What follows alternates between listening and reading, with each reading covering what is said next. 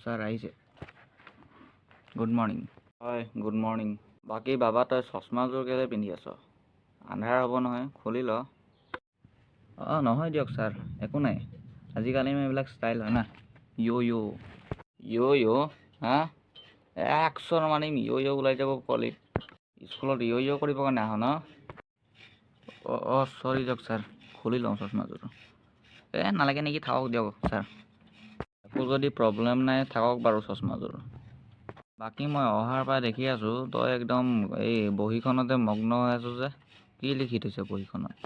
এইখন বহীত ন ছাৰ, ইয়াত মানে মই কিছুমান যিবিলাক শব্দ মানে মই টান পাওঁ সেইবিলাক শব্দ মই লিখি থৈছোঁ। তাকে মানে বানান কৰি পঢ়ি আছোঁ, পৰীক্ষাত আহিব পাৰে ন।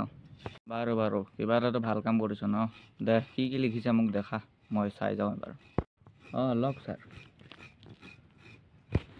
বৰ গৰম উঠিছে, গামোচাখন আঁতৰাই লওঁ। বাৰু দে মোক চাওঁ ময়ো কি লিখি থৈছ তই। দে মই সুধি যাম, তই পাৰিবি নহয়? হয় ছাৰ সুধি যাওক, একদম পূৰা পঢ়ি থৈছোঁ মই, চব পাৰিম। দে প্ৰথম শব্দটো কচোন, কি লিখা আছে? ছাৰ ফুটুৰে?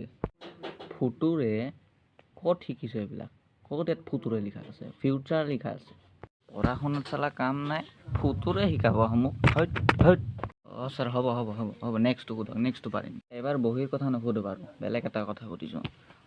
বাৰু কচোন, এই যে ৰামায়ণ যে তহঁতে সৰুৰ পৰা পঢ়িছ ন, ৰামায়ণত যোনটো ৰাৱণ আছিলে ন, ৰাৱণক কোনে মাৰিছিলে? ছাৰ ৰাৱণৰ নামটো শুনিছোঁ, কিন্তু মাক কচম ছাৰ মই ৰাৱণক মাৰা নাই। তই মাৰা বুলি মই কেতিয়া ক'লোঁ? ছাৰ বিশ্বাস কৰক মই মাৰা নাই। তহঁতৰ নিচিনা ষ্টুডেণ্টক নপঢ়াওৱে যা।